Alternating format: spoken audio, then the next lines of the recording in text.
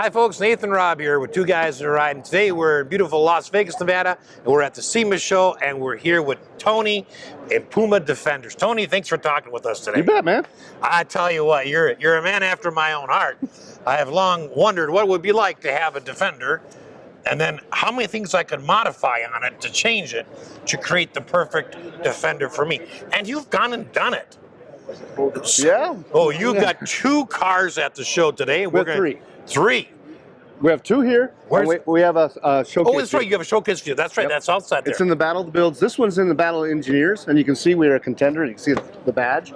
Okay, so I'd say tell us what this is, but let's just say it's a Defender, and then let's talk about all the ways that you have changed this. Sure. So this is an imported 1988 Land Rover Defender. So it's imported, and then we start with that, and we build everything new. So we take the frame, we build a new frame, we galvanize that frame, we bring that up to military armored truck spec. So what we'll do is we'll gusset the frame into what the military armored trucks had. And we do that for a variety of reasons. For strength, and basically for making it a more capable rig. Yeah, I mean, there's going to be no flex in there at all when that's going to be super solid. Right. So that's the bones of the project, right? Okay. Then we modify that frame so it can accept a variety of different power plants. Okay. In this case, we put the LT4. This is our premium build. This is the top-notch build. Okay. So the LT4 has 650 horsepower, 600 foot-pounds of torque. Oh, yeah. So in order to take that kind of torque and that kind of power, we also modify the roll cage. So we have an exoskeleton that's custom built that has a little bit thicker steel that can handle the power of this motor. So think of like a rock buggy with the Defender aluminum body underneath it. Correct. Oh, man. In addition to that, we add step sides that are integrated into our frame. Those step sides will drop down 8 inches in order to get in and out of this truck, because this truck happens to be on air suspension. It'll go up another 4 inches, and it will go down 2. So when you turn the car off, it drops down, decks out. The step sides will drop out 8 inches down, and you'll be able to step in, get in it. You start it up, it raises to whatever, we can program it to whatever height you want it to be.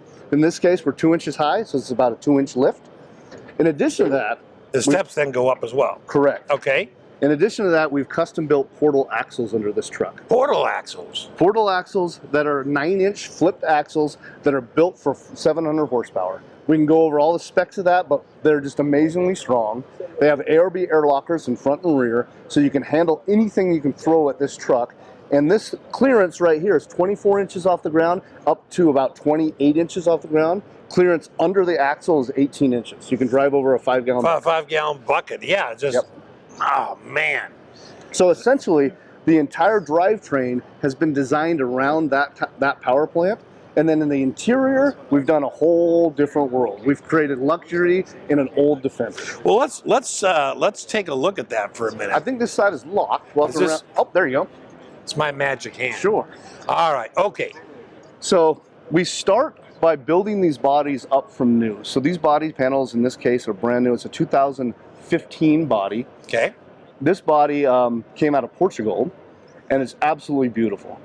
We gut it. We put sound netting, Duramax sound netting on every place you can put. Then we carpet it, and we leather everything.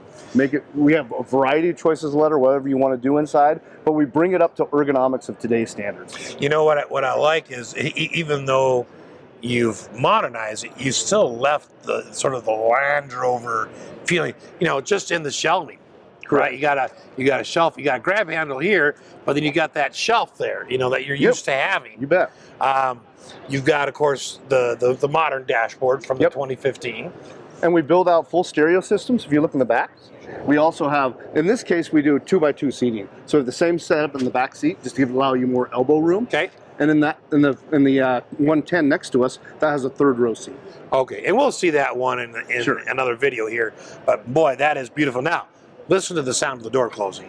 These doors, if you have a Defender or you know a Defender, they're pretty flimsy, and this column here is pretty flimsy, so that's why we reinforce back to the frame here. But you can just pop that door shut, and that's tight.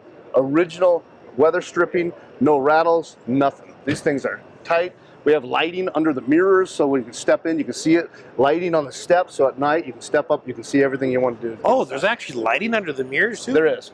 We got Okay. lighting here. Oh, sure. So when that door opens, you can see where your feet are. And so it's so thin compared to the other ones we see with lighting on it, you Correct. don't expect that. Well, you don't.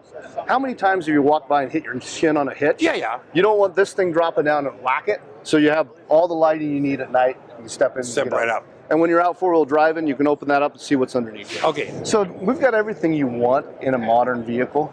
This is a custom-built truck. We can modify it any way you want, anything you're looking for. Portal axles, standard axles. We can put diesel motors in them. We can put LT1s, L86s. This one has an LT4. So we can do anything you need. All right, let's walk around the back here for a minute. Is the back a typical Defender back where you're going to open this up? You got a little cargo area? Yeah, this is a 110 crew cab. Okay. So this one actually doesn't have a third row seat as a pickup truck bed.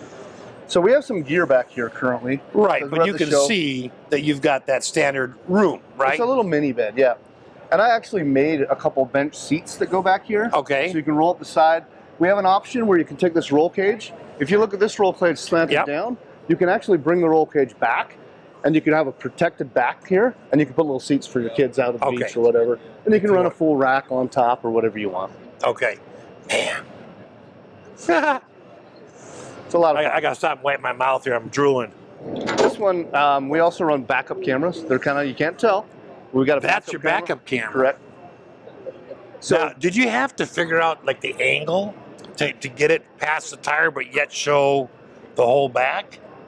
you have to figure out a whole bunch of stuff. Okay, But I figured. Yeah, in this case, you have enough clearance. Okay. But what's unique about this is you notice these axles, because they're Ford 9-inch, that hub assembly is off of a Ford F450 to handle the horsepower. Okay.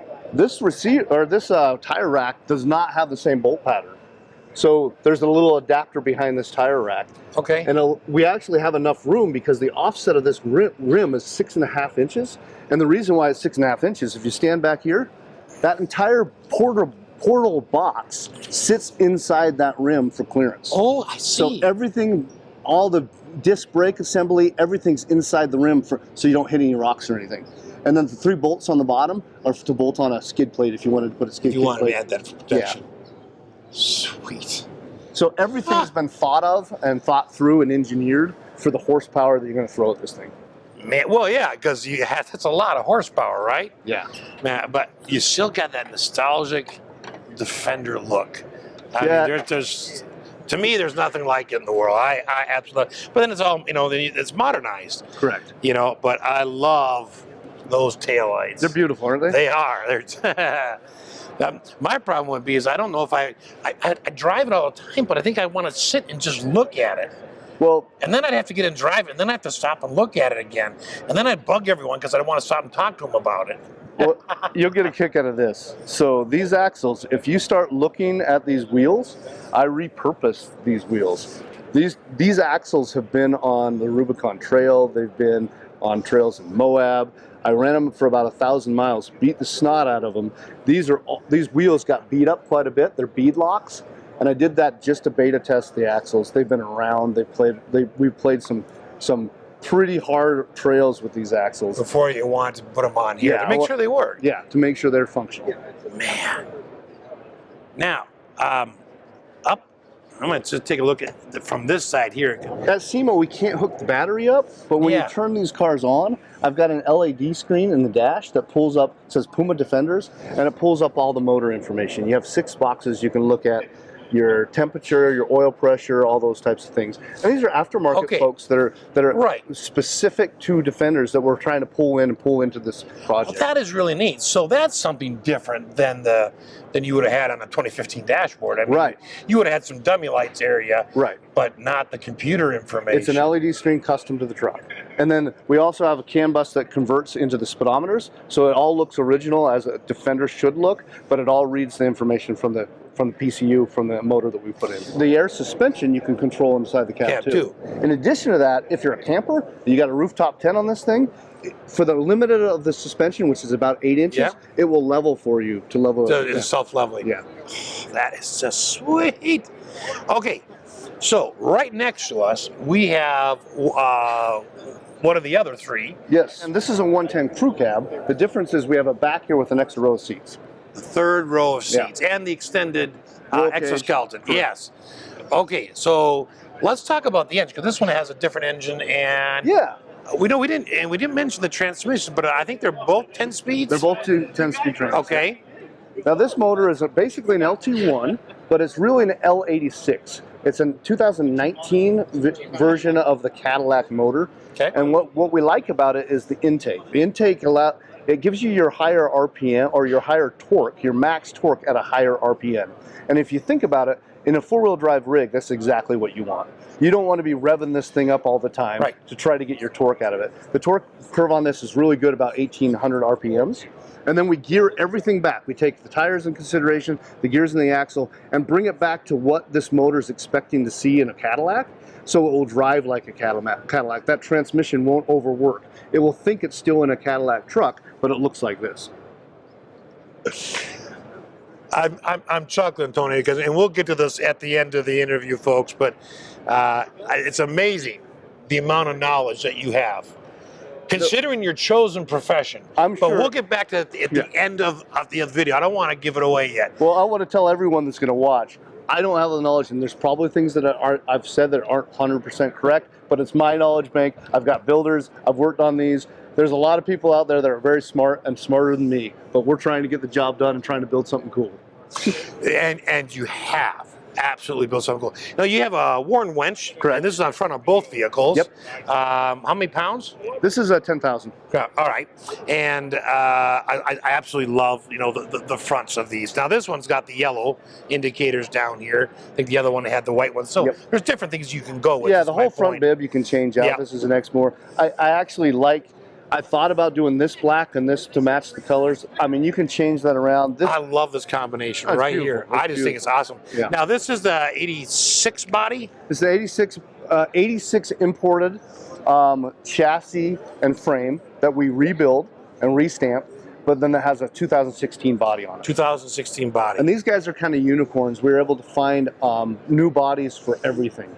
So we got them off of military old spec, old stock. Okay. So sometimes we can find things like that. Other times we can't. I have two more of these bodies in house. They have low mileage. One of them has 900 miles. It was a lease car. Yeah, one of them has a few thousand miles on them. So it just depends on where we source them. These came out of Portugal. We bring stuff out of the UK. Whatever we can find to the quality and spec we want to build. If we come up here on the inside of this one, now you've got the same lighting underneath here. This one doesn't. Okay, this one doesn't. Yeah, they're spec. See why that fools me? Because they're like exactly the same size. Well, here's the thing. We have a variety of different build packages, and it just depends on what you want. Yeah, exactly. And this has the step sides on it like the other. Okay, this one does. Yep, and this has a completely different axle system. These are actual Range Rover wheels that are bolted on an adapter. So this is a bigger wheel field. This is called the luxury build. Okay. So it's just it's what the client wants, right? We're trying to build 90% of these trucks simple, and we can get them out the door and make them functionally and get them into the client's hands fast. But then we want bespoke builds so they can build it the way they want it. All right, let's take a look at the interior right here. Sure. This is Tony here. This is the. Oh man, that is beautiful. Yeah, this is my favorite kind of interior. This is not quite the 86 Defender look here. It's what you wanted it to be. And we try to make it feel like a new vehicle. Oh, and it definitely looks and feels and smells like one. And we left some of the things open in this truck. If you look at the ceiling, we left for the open. insulation. So you can see that's the sound deadening. So everywhere there's metal, and because these are aluminum bodies, we like to cover and sound deaden. Yeah, they were kind of loud. Yeah. Now they're is. They used to smell, or used to feel like a tin can. Yeah. Now you feel like you're in a Cadillac. A solidly built vehicle. And then, of course, this one has the third row. Correct. This one has the third row, so you can seat how many? 5, 6, 7? Yeah. Yeah.